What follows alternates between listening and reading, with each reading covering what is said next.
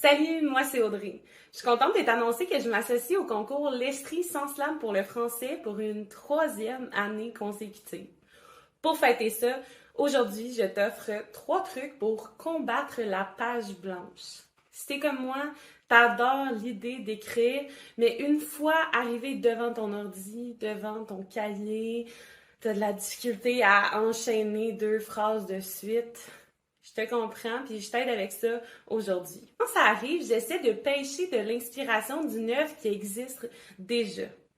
OK, au dernier livre que tu as lu, ou à celui que tu es en train de lire, ou dernier film qui t'a vraiment marqué. Ce que je te propose de faire, c'est de choisir un personnage, te mettre dans sa peau, lui réécrire une nouvelle fin, voir qu'est-ce que tu pourrais explorer comme sentiment qui n'a pas été déjà expliqué par l'auteur.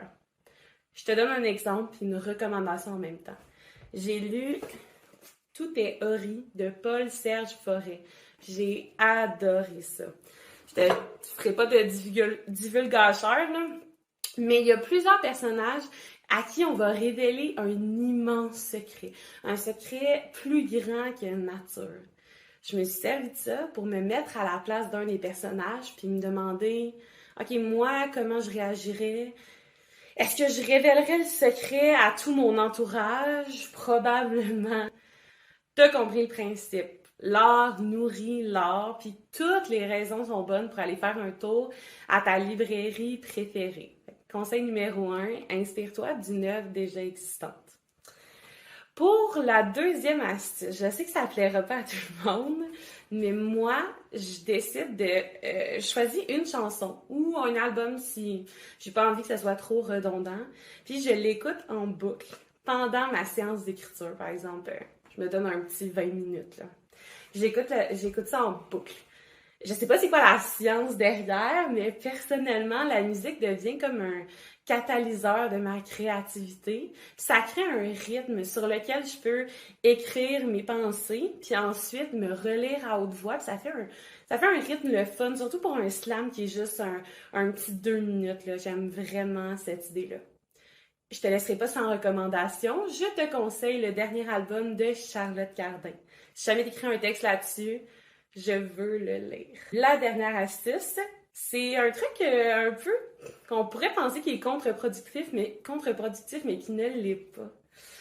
Je te conseille de te reposer, de ne pas écrire, de presque t'ennuyer. Moi, je pense que pour pouvoir créer quelque chose, il faut avoir de l'espace mental. Parfois, là, vraiment prendre du repos, puis y penser dans notre tête penser dans notre tête à ce qu'on veut faire, laisser ça se développer, c'est la meilleure manière d'être productif le lendemain ou la semaine suivante à notre prochaine séance d'écriture. Je vais te laisser avec une citation du dramaturge Hugo Bélanger. Il faut se mettre en état de disposition. Il faut se mettre de l'espace dans la tête, accepter le vide pour le remplir.